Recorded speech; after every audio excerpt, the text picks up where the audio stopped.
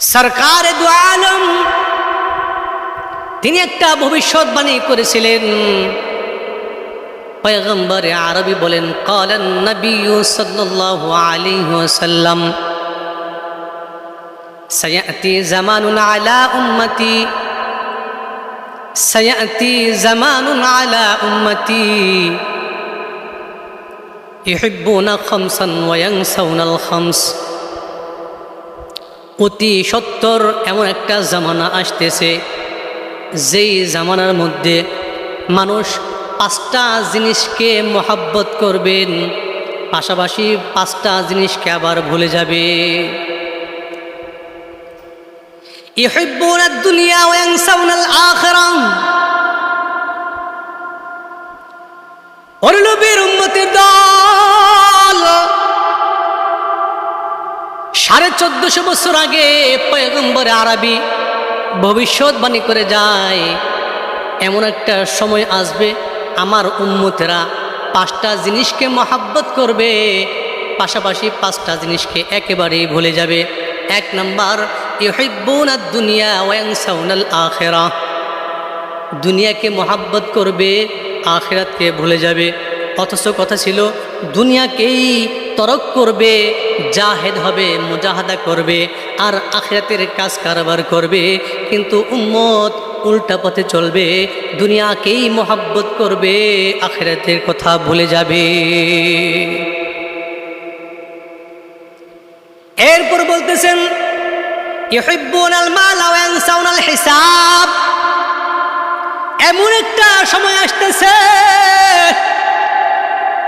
মালকে মহাব্বত করবে, সম্পদের ভালোবাসায় আটকা পড়ে যাবে, সম্পদের মায়া জালে পড়ে যাবে। এই সম্পদের হিসাব আল্লাহর কাছে দিতে হবে, একেবারেই ভুলে যাবে। নাসিয়াম মানসিয়া, সম্পদের হিসেবের কথা মনেই থাকবে না। এমন একটা সময় আসতেছে দুনিয়ার মানুষ মালকে মহব্বত করবে, হিসাবের কথা ভুলে যাবে। কথা বলেন ঠিক কিনা? এমন সময় এখন চলতেছে কিনা? বর্তমান জামানায় কিন্তু আমরা এখন সম্পদের পিছনে ছুটছি, আমরা কিন্তু আখিরাতকে ভুলে গেছি। এই সম্পদ যে মৃত্যুর পরে আল্লাহর সম্মুখে দাঁড়াইয়া হিসাব দিতে হবে, সেই হিসাবের কথা একেবারেই ভুলে গেছি। 3 নাম্বার, ইউহিব্বুনাল খালকা ওয়া ইয়ানসাউনাল খালিক। 3 নাম্বার আল্লাহ বলতেছেন, আল্লাহর পয়গম্বর 3 নম্বরে বলতেছেন যে আমার উম্মতরা এমন একটা সময় আসতেছে তারা মাখলুককে মহাব্বত করবে, মাখলুককে ভালোবাসবে, কিন্তু এই মাখলুকের স্রষ্টা আল্লাহকে ভুলে যাবে। 4 নম্বর, ইউহিব্বুনাদ যুনুবা ওয়া ইয়ানসাউনাত তাওবা।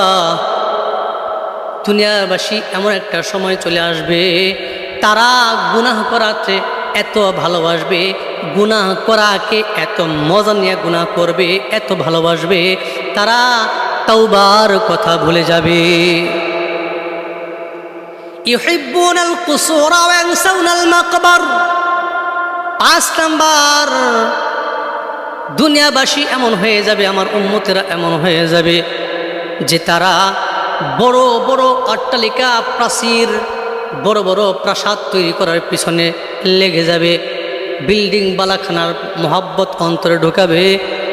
কিন্তু জীবন যখন শেষ হয়ে ওই কবরে ঢুকতে হবে, মৃত্যুর নামক এক দরজা দিয়ে কবরে ঢুকতে হবে, ওই কবরের কথা একেবারেই তারা ভুলে যাবে।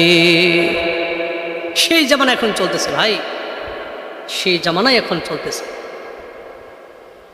কবর মনে নাই, তাওবার কথা মনে নাই, স্রষ্টার কথা মনে নাই, আল্লাহর সম্মুখে দাঁড়াইয়া হিসাব দিতে হবে মনে নাই, আখিরাত একটা আছে সেটার কথা মনে নাই।